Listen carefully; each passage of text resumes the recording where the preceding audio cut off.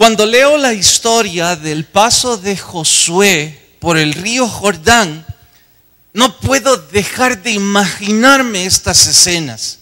Y con frecuencia pienso que probablemente Hollywood no ha convertido este libro en un éxito de taquilla, porque eso sería rendirle tributo a la Biblia. Y ya sabemos que el mundo no está muy animado a hacer eso. Pero vaya que es una historia más que emocionante. Pienso, los de Jericó debían estar temblando de miedo. Y no es mi imaginación, es que Rahab lo dice, que se habían desmoronado. Y claro, puedo suponer los generales que acompañaban a Josué en su marcha hacia la conquista. Ellos debieron estar con un rostro muy emotivo, estaban vitoreando y seguro insinuándole a su comandante en jefe: es el momento de atacar. La moral del enemigo está por los suelos. Es nuestro momento de gloria. Arremetamos contra ellos. De todos he sabido que en la época medieval, antes de ir a la guerra, los grandes generales, ellos arengaban a sus hombres de guerra, porque el estado de ánimo cuando es una batalla cuerpo a cuerpo es determinante. Así es que si el estado de ánimo de los de Jericó estaba por los suelos, era el momento propicio. Lo bueno de esta historia es que el general Josué no escuchaba las muchas voces, aunque fuesen cercanas o aunque lógica humana tuvieran. Él había sido un buen soldado durante 40 años y sabía que uno de los principios, si no el más importante de esa carrera, es acatar órdenes, saber obedecer la orden de su superior. Y para Josué, su superior no eran sus amigos, tampoco la lógica o el ánimo de otros, era la voz de su Dios. Así es que Josué estaba preguntando si era el momento de atacar. Y esto es lo más sorprendente de esta historia. Cuando alguien ha conseguido una gran victoria, se espera que tenga tan grande ánimo como para buscar alcanzar una segunda. Algunos conocedores de deporte dicen que la mejor charla de motivación para un equipo es ganar.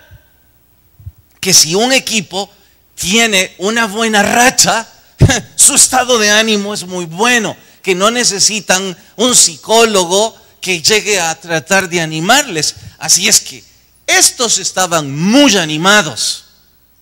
Pero cuando Dios responde a Josué, esto parece que nos desmorona, al menos en nuestra lógica, porque Dios le dijo: usted y su pueblo no están listos para la conquista. No es el momento de arremeter contra nadie. Y claro, la Biblia no dice esto, pero yo puedo imaginarlo. El rostro de Josué debió estar pensando: pero si llevo 40 años preparándome, si no estoy listo ahora, ¿cuándo voy a estarlo? Por otro lado, y no es que faltó el respeto a Dios preguntando esto, se me imagina, quizás por mi insolencia, que yo habría preguntado algo como esto: Señor, pero ¿y si no estoy listo, para qué me dejaste pasar el río? ¿Por qué esta gran victoria? Y ahora resulta que yo no estoy listo. Dije que Dios no deja de sorprendernos, porque pienso que algo parecido sucede en las vidas de muchos de nosotros. Cuando creemos que estamos listos para tomar una nueva empresa, un nuevo desafío, arriesgarnos a un nuevo empleo, una relación, o qué sé yo, cualesquiera situaciones de la vida, de pronto parecen situaciones o adversidades en nuestras vidas en donde Dios dice, no estás listo. Y los que ya no somos muy jóvenes, los 40 años los rebasamos, nos preguntamos, ¿cómo es que aún no estoy listo? Cierto que no soy gran experiencia a los 40 años, pero alguna vivencia habré aprendido. Y los que están abajo de los 40 años, me imagino que también se dicen, pero si no estoy listo ahora que estoy joven, nunca voy a estarlo. Hoy tengo las fuerzas y el ánimo para aventurarme o para arriesgarme. Más, algunos intuyen una posición religiosa buena y dicen, sumado a mi vivencia, estoy orando, estoy leyendo la Biblia, estoy disciplinando mi cuerpo espiritualmente. Nunca he estado más listo que ahora. En ese momento Dios le dijo a Josué, usted no está listo. Si la mayor parte de ustedes están interesados en escuchar las diferentes voces que nos hablan diciendo, arriésguese, tome este paso, aventúrese, pruebe. Si ese es su interés, escuchar esas distintas voces, pues a lo mejor esto no le ayuda. Porque si su interés es escuchar la voz de Dios para su vida, entonces esto sí es de interés para usted y para mí. Porque en el ejemplo de Josué vamos a poder aplicar la historia a nuestra propia historia y responder, ¿cuándo voy a estar listo? Por esto y más, nuestro estudio de hoy se titula Preparativos para la conquista. Vayan a Josué capítulo 1 y por favor cuando la cita encuentren se ponen de pie para mayor reverencia a la lectura. Libro de Josué capítulo 5, vamos al verso 1.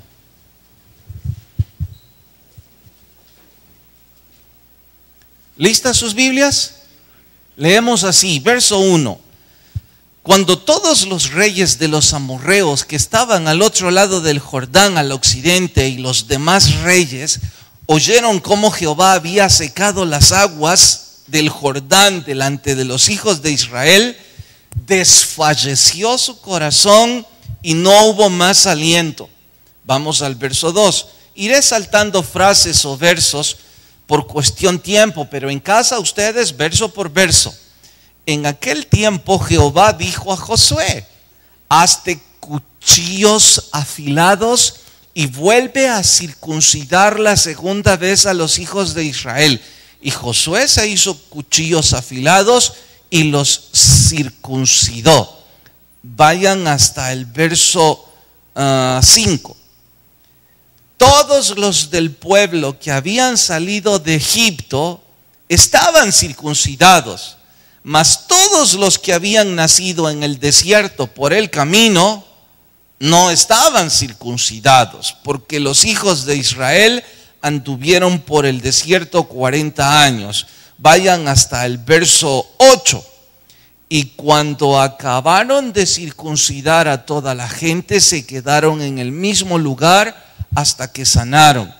Y Jehová dijo a Josué, hoy he quitado de vosotros el oprobio de Egipto, por lo cual el nombre de aquel lugar fue llamado Gilgal hasta hoy. Hasta ahí leemos y oramos.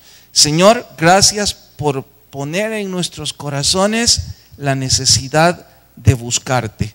Te suplicamos, tu Espíritu Santo ilumine nuestras mentes y que podamos crecer a través del estudio de tu palabra. Muchas gracias por tu bendición. En tu nombre oramos. Amén. Pueden tomar su asiento. Aun cuando la historia sea emocionante y aun cuando yo no sea un buen orador para despertar esa adrenalina en nosotros, la historia por sí sola puede ser buena única y exclusivamente si la aplicamos a nuestra propia historia. No estoy diciendo que la Biblia no es importante, no sea buena, que no sea palabra de Dios, todo lo contrario, solo recalco. O usted y yo aplicamos esta historia a nuestra propia historia, o no va a tomar vida en nuestras vidas. Voy a sugerir una especie de gráfica para ilustrarles el cruce del Mar Rojo, el cruce del río Jordán y la conquista de la tierra prometida. Recuerden, el cruce del Mar Rojo no es el mismo evento del cruce del río Jordán. Sí, ambos cruces marcan como una nueva época. Y luego vamos a aplicar eso a nuestras vidas. Para ello, creo que va a servir esta presentación para ilustrar mejor lo que quiero decir. Empecemos con el Mar Rojo, la época de Moisés. Aunque no estamos estudiando a Moisés, hay que tomar el antecedente para aclarar esto. El Mar Rojo marcó la época de la liberación de Egipto. Todos lo sabemos, pero si esto le aplicamos un propósito espiritual, hay que decir que la liberación de Egipto es la liberación de la esclavitud. Lo diré en otras palabras, el Mar Rojo marca la condición del hombre de esclavo a hombre libre. ¿Me estoy dando a entender? Luego, esto es lo que dice esta gráfica, que la conversión de esclavos a un pueblo libre está marcado en el cruce del Mar Rojo. Ahora, es parecido el río Jordán, pero no es lo mismo. Y de vez en cuando nosotros podemos confundirlo y no tomar el tesoro de esta enseñanza. Vean el Mar Rojo, el río Jordán. Este marca la conquista de Canaán. Ya son un pueblo libre. Dicho de otra forma, el río Jordán toma lo que el Mar Rojo dejó. ¿Qué es lo que dejó? Un pueblo libre. Y marca la conquista de Canaán. En términos espirituales, marca la conquista de la promesa. ¿Cuál promesa? Dios les prometió la tierra de Canaán por heredad. Significa que la condición de hombres libres se convierte en condición de herederos. Mire, hay cambios en esto. Y atentos. Deje la lámina un rato.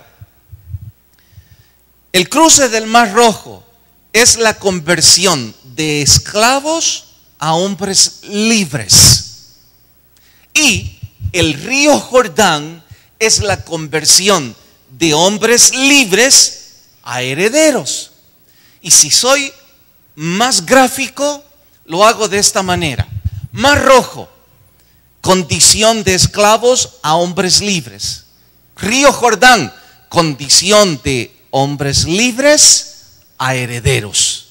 Es como que va en progreso.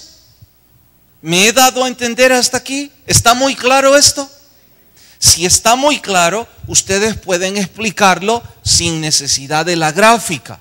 Y para corroborarlo, voy a pedirle que algunos de ustedes, bueno, 2 de ustedes que me ayuden y que lo expliquen así rápidamente. Aquí hermano Amaya me está levantando la mano. Póngase de pie, Bernardo, y me explica. Yo le voy a ir ayudando. Mar Rojo, condición de hombres a... Exacto. Río Jordán, condición de a... Perfecto. Eso es. Gracias, hermano. Ambas fechas marcan como un punto de salida. pero es el mismo progreso. Ahora, por acá, Carlos, nieto, de pie, porfa, yo le voy guiando. Voy con el Mar Rojo, condición de hombres. No, estaban en Egipto, esclavos a hombres. Exacto. Río Jordán, conversión de hombres a herederos. Perfecto. Ahora, gracias, Carlos. ¿Qué tiene que ver todo esto con nosotros? Ahora va la aplicación a nuestra propia historia. Para ello, pongan su atención en las láminas otra vez. La aplicación de la historia a mi historia. El Mar Rojo, ¿qué es lo que marca? Mi condición de pecador a hombre perdonado. Atentos. De pecador a hombre perdonado. Significa que si yo quisiera tomar un evento con el cual identificar al Mar Rojo, un evento en mi propia vida, ¿cuál sería? El evento que me convierte de pecador a perdonado. ¿Qué evento es? La oración de fe. Aceptar a Cristo como mi Salvador.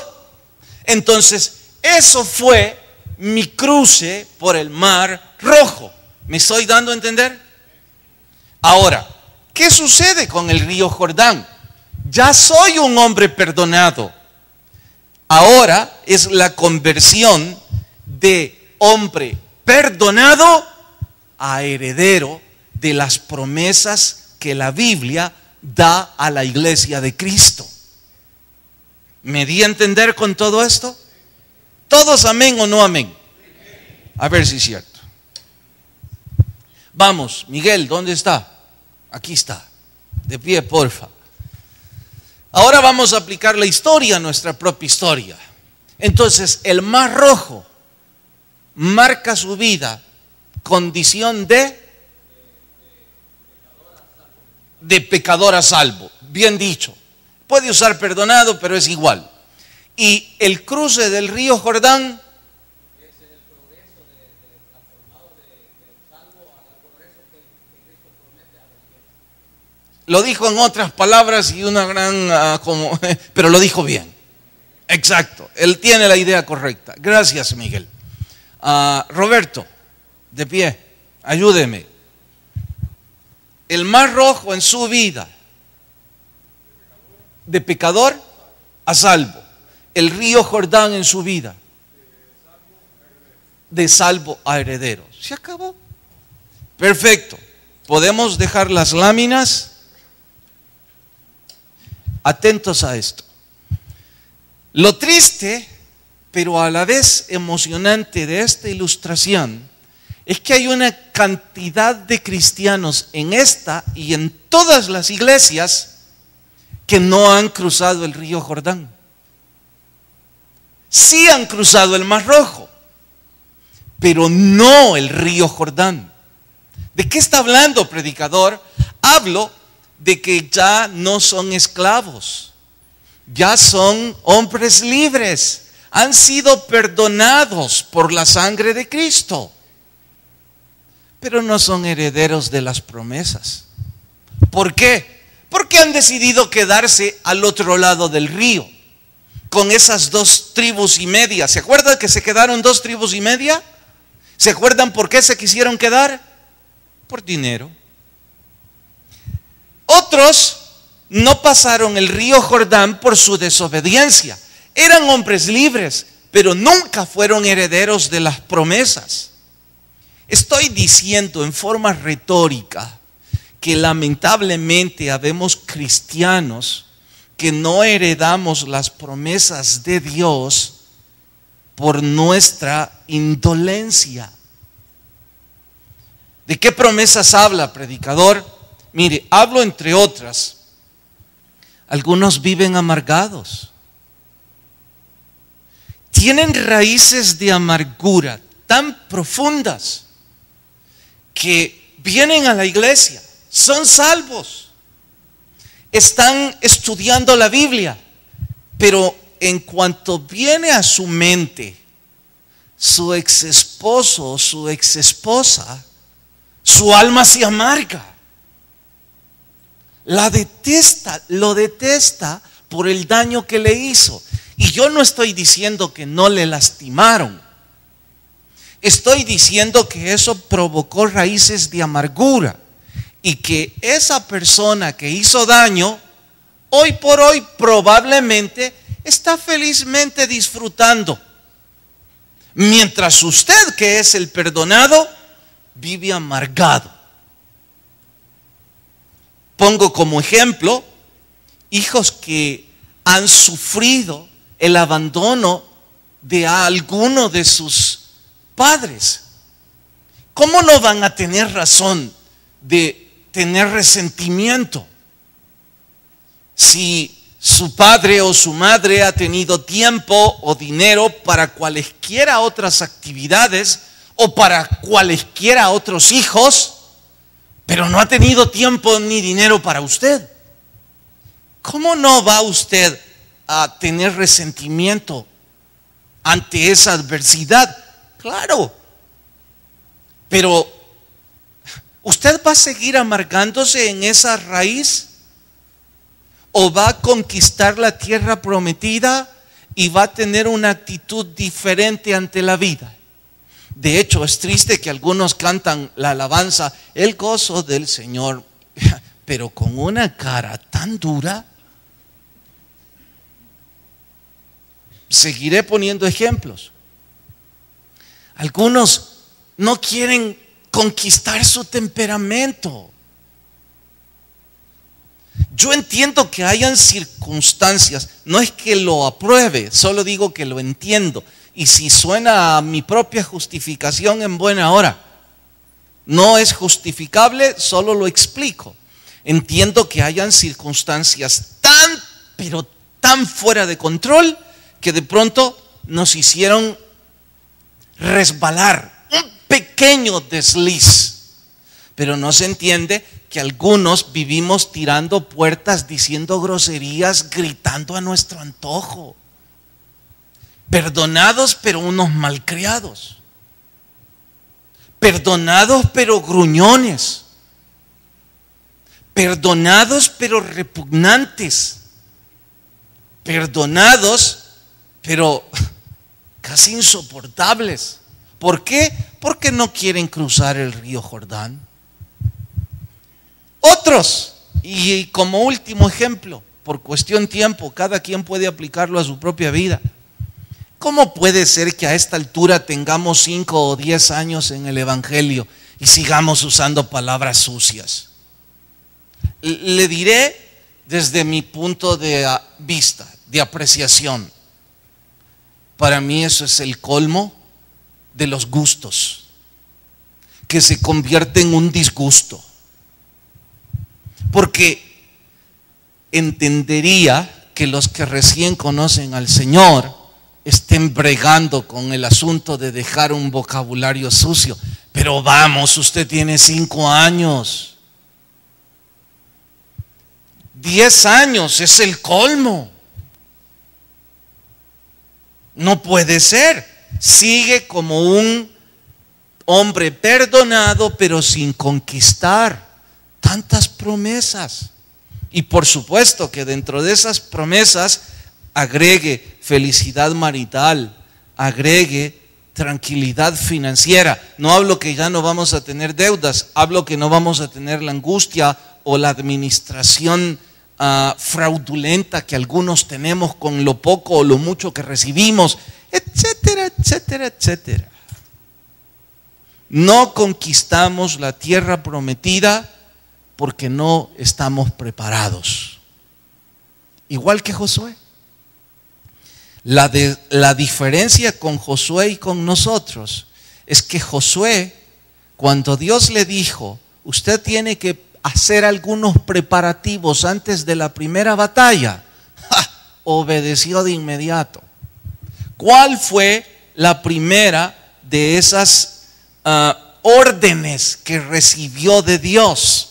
Ya lo leímos, pero si no le prestó atención, está en el verso 2. No lo busque ahorita. Dios le dijo a Josué: usted va a circuncidar a todos los hombres. Les voy a explicar esto. Desde que salieron de Egipto, no habían practicado la circuncisión. Hay que preguntarle a Moisés y casi llamarle la atención. Claro, yo no estoy en posición de exhortar a Moisés. Hago una especie de retórica en la historia para preguntarle a Moisés: mire, Moisés, ¿cómo es posible que usted en 40 años no circuncidó a ninguno de estos? Temo que va a responder Moisés: es que esos son tan necios que yo pasé 40 años peleando con ellos. Y temo que Moisés va a decirme: igual que usted, de necio. Ellos tenían que circuncidarse. Y si pregunta qué es o por qué, lo voy a ampliar. Circuncisión es una cirugía que consiste en cortar el prepucio del órgano reproductor masculino. Esto con un fin religioso. Al cortar el pedazo de carne que recubre el órgano del hombre, queda ese hombre marcado para toda su vida. Entonces, el cruce del Mar Rojo tenía que quedar marcado en la vida de los hebreos. ¿Cuál era esa marca? La circuncisión. Señor, pero con todo respeto, ¿por qué se le ocurrió una marca como esta? Los egipcios marcaban a los esclavos con un pedazo de hierro al rojo vivo, colocándoles una especie de tatuaje en su cuerpo. La marca que Dios ordenó iba mucho más allá. Era la circuncisión. ¿Por qué, Señor? Aquí viene la explicación. Los egipcios y los cananeos, que era la tierra que iban a conquistar, estaba plagada de una inmoralidad extrema. El homosexualismo, la necrofilia, las aberraciones sexuales en su peor y más degradante expresión eran parte de la religión de estas culturas, si es que eso es cultura. Digo de otra forma, ya les he explicado, la liturgia, el servicio religioso de esta gente incluía todo tipo de orgías y de depravaciones sexuales. Dios les dijo a los hebreos: ustedes van a ser un pueblo diferente. Sus costumbres tienen que estar arraigadas a valores morales y espirituales. Ustedes tienen que respetar a su esposa. Ustedes tienen que ser fiel a su pareja. Ustedes tienen que contraer nupcias. No pueden estar teniendo sexo a su antojo, arriba y abajo, cuando quieran, con quien quieran. Ustedes van a tener una marca en sus cuerpos que les va a recordar cada día de su vida que ustedes son diferentes, no como esas naciones. Y por eso la circuncisión. Ahora, ¿qué era lo interesante de esto? O lo curioso, que iban a sufrir la incapacidad de esta operación enfrente de Jericó. Estaban esperando una batalla, no una incapacidad. Mire, puedo imaginar a algunos generales casi murmurando contra Josué, diciéndole: ¿qué está haciendo? Estos nos van a exterminar. ¿Que por qué? Se lo explico. Esta cirugía incapacita a un hombre cuando menos 15 días. Y los primeros 8 días es cama y tanto dolor. Yo fui circuncidado hace como 25 años y no sé la tecnología de punta que hoy se ocupa, pero les puedo asegurar, esos primeros 8 días es tan doloroso, tan incómodo. Uno tiene que estar en cama, medio se levanta, el dolor se agudiza. Todos los hombres sabemos, es una parte de nuestro cuerpo tan vulnerable, tan susceptible. Es increíblemente doloroso. Los siguientes 8 días, el dolor disminuye conforme disminuye la cicatrización y cualesquiera otras cosas. Pero la incomodidad, esa es 15 días. Con todo esto les digo que durante 15 días los hombres de guerra eran blanco fácil para el enemigo. Y ellos le estaban diciendo a Josué con su mirada: nos van a matar. ¿Por qué no circuncida a un poco primero y después a otros? O después de Jericó. Josué grita: vamos a obedecer por fe. Y se van a circuncidar todos. Y por cierto, no sé qué tipo de tecnología había en ese entonces, pero a mí me pusieron anestesia. Entré a sala. Supongo que usaron un bisturí y algunos aparatos electrónicos. Aquí la historia dice que Josué afiló el corvo que andaba. Qué bueno que yo vivo en esta época y no en aquella. Debió ser difícil, debió ser un paso de fe. Sé que estarán diciendo: ¿y por qué esto era tan importante hacerlo? ¿Por qué esto es un preparativo para la conquista que no acepta condición ni postergarse? Ahora se los explico. Esto aún hoy día, bueno, no aún hoy día, los países ricos e industrializados, en algunos de sus estados, la circuncisión es de ley. Cuando el bebé nace, no sé si son días u horas en donde les circuncidan, porque es una medida profiláctica. Eso significa medicina preventiva. Dicho de otra manera, ese prepucio mantiene humedad en el órgano reproductor de nosotros los hombres, y la humedad es el ambiente propicio para todo tipo de infecciones. Allí se puede anidar algo grave en su cuerpo. Pero si ya no hay humedad, porque no hay prepucio, entonces no hay manera de que sea un ambiente propicio. Espiritualmente, Dios les estaba diciendo a los hebreos: ustedes tienen algunas cosas en sus vidas, algunas costumbres que crean el ambiente propicio para que contaminen su alma. Esas costumbres, que no necesariamente son pecado, van a dar luz al pecado. Entonces ustedes tienen que crear el ambiente propicio para que no haya contaminación espiritual. La conquista no es de ustedes, dice Dios, eso es mío. Lo de ustedes es obedecer por fe y empezar a circuncidar esas actitudes que dan el ambiente propicio. Ahora, si aplico eso a nuestras propias vidas, tantos ejemplos, pero citaré 2 o 4. Empiezo con los amigos. Sentarse con un grupo de amigos que está embriagándose no es pecado, pero es el ambiente propicio para que usted termine en pecado.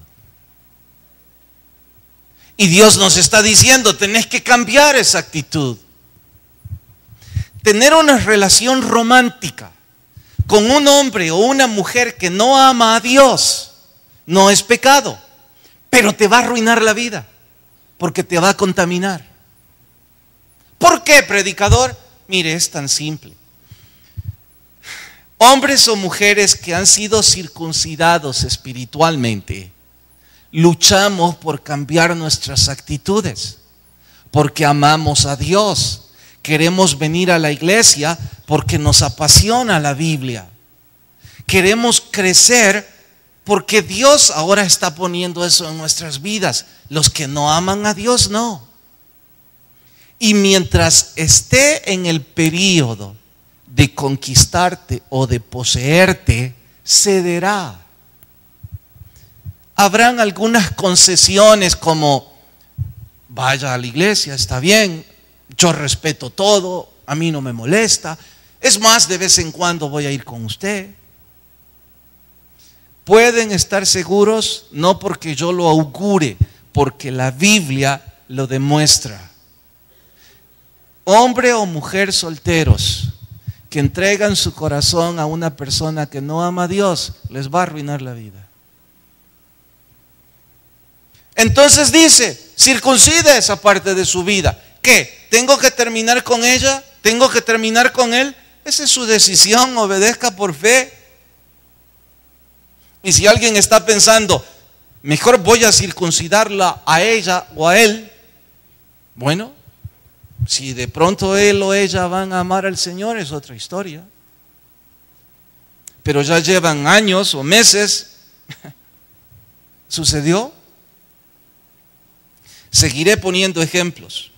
Amigos que me inducen al mal. Cambiar mi lista de teléfonos. Quizás es que yo soy muy débil y tendencioso hacia el error. O quizás todos somos así, pero lo voy a ilustrar con algo negativo de mi vida.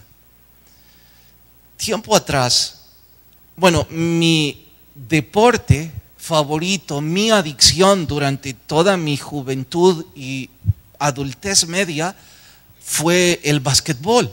Yo entrené 3 horas diarias y estaba en uno u otro equipo simultáneamente. Para mí eso era un vicio, literalmente. Después de que me fracturé el brazo y el ortopeda dijo: usted, si se vuelve a romper ese brazo, se lo quito, mi adicción se acabó. 2 o 5 años atrás, no es importante, fui a traer a mi hijo a la Federación de Voleibol, que ahora está pegada a la Federación de Básquetbol. Me parqué abajo y en lo que iba me encontré a un grupo y uno de ellos gritó mi apodo cuando jugué básquetbol, que no se los voy a decir, ese es asunto mío. Gritó mi apodo y volví. ¡Ay! Mis amigos con los que jugué, 3 o 5 de mi promoción del colegio, que seguimos después jugando en categorías mayores y fuimos muy cercanos. Empezamos a bromear, nos saludamos y me dijo uno de ellos: ¿por qué no jugás con nosotros? En este equipo. ¿Y en qué torneo? En Maxi Baloncesto. Aquí están. Y empezó a narrarme todos los que estaban. Y mientras contaba todo eso, claro que la adrenalina empezó a correr en mi cuerpo. Y yo le dije: pero seguro ustedes están entrenando. Y yo: no, me dijo, venimos 2 veces a la semana, jugamos entre nosotros y luego el partido. Venite. Y uno de ellos todavía dijo una gran mentira: te necesitamos. Fui. Por supuesto que me apasionó. Estuve casi 20 años de mi vida jugando basquetbol. Claro que me encantó, pero en el momento del juego empezaron a resurgir muchas de mis actitudes de ese entonces. Ese temperamento colérico, los codos afuera. Y cuando terminamos de jugar, tantas palabras sucias, tantas bromas insinuantes al pecado, tanta mundanalidad, que no crea que yo estaba asustado diciendo: ¿sabe qué es lo que me asustó? Esto está bonito, dije. La siguiente vez, la siguiente semana, de nuevo hacer ejercicio, según yo, el partido se llenó de calor y también me salieron mis malas costumbres y lo golpeé a uno de ellos porque sabía hacerlo. Y mire lo que me dijo. Mira, y vos que no sos pastor, me dijo. Yo sentí que se me caía la cara de vergüenza porque él tenía razón. Esa noche yo dije, yo no puedo controlar este medio ambiente.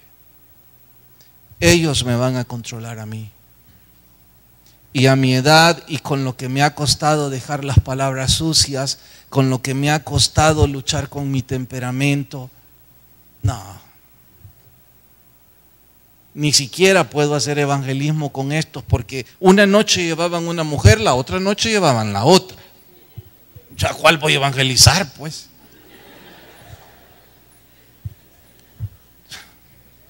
Estoy hablando el ambiente propicio.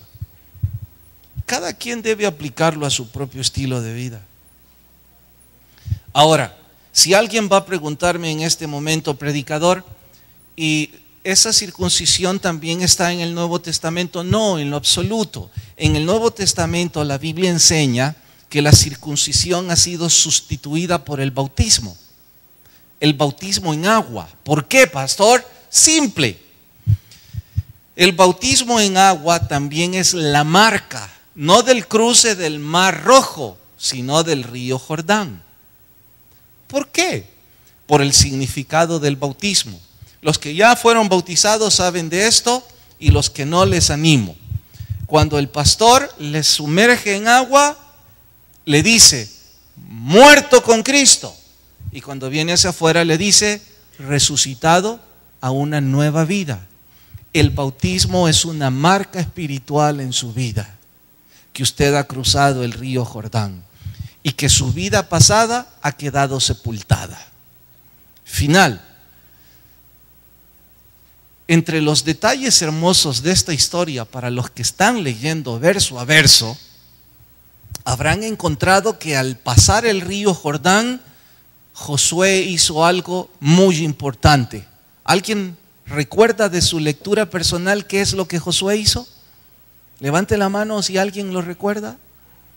A ver, hermana Evelyn. Ok, le dijo a 12 líderes, uno de cada tribu, tomen una piedra y después del río coloquen un altar. Era un monumento, no un ídolo, sino un monumento para recordarle a las generaciones y a las generaciones después que Dios había hecho ese milagro. Pero hizo todavía algo más curioso. ¿Alguien lo recuerda? Algo extra. ¿Es que no han tenido la memoria fotográfica para recordarlo? ¿Es que no han leído nada? Bueno, mejor ni pregunto. Esto es lo otro que hizo. En medio del río, cuando las aguas no estaban ahí, él tomó 12 piedras. Y esto no se lo ordenó Dios, fue su ingenio. Colocó 12 piedras e hizo su propio altar. Y se marchó. Las aguas vinieron y el altar quedó ahí, dice la Biblia, hasta el día de hoy. Y yo me pregunto, ¿el de afuera o el de adentro? Pero puedo imaginar algunos amigos de Josué diciéndole, ¿y qué estás haciendo? Poniendo un altar. Pero si cuando vengan las aguas va a quedar sepultado y nadie lo va a ver. Y Josué les dice, exactamente eso es lo que significa este altar. Que mi vida de esclavo se quedó allá, sepultada bajo este río, y que ahora soy un heredero de la tierra prometida. Espiritualmente es igual. El bautismo es una marca que estamos sepultando nuestra vieja naturaleza y que hemos decidido circuncidar el ambiente propicio negativo para ser herederos de una nueva vida en Cristo Jesús. Inclinen sus rostros y oramos. Señor, gracias por tu palabra y por ministrarnos. Te rogamos tu Espíritu Santo nos guíe y que si hay personas sin Jesús, toque su corazón tan fuerte que él o ella puedan venir a Cristo. Mientras oran todos, sus rostros inclinados, 1 o 10 veces usted vino pero nunca antes recibió a Jesús. Cruce el Mar Rojo. Tome ahora el coraje y cruce el Mar Rojo. Reciba a Jesús, no le van a pasar al frente, nadie le va a aplaudir. Si quiere no vuelva a venir nunca, pero abra su corazón, confía a Jesús. ¿Habrá alguien esta noche que dice quiero hacer esa oración y levanta su mano en señal de recibir a Jesús? ¿Alguien en medio nuestro? ¿Alguien que levanta su mano y recibe a Cristo y que me deja orar con usted? Siguiente llamado: los que deben cruzar el río Jordán, los que han deambulado en el desierto, no como hombres pecadores, sino como hombres perdonados, pero todavía no son herederos. Tome el desafío esta noche, circuncide ese ambiente y pídale la fortaleza al Señor. Padre, despídenos en paz, mas no de tu presencia. En tu nombre oramos. Amén. Nos vemos fin de semana. Que la paz de Dios vaya con todos y Dios nos bendiga a cada uno. Hermano Luis Flores, por favor, si me regala un minuto, le avisan por ahí si alguien lo ve.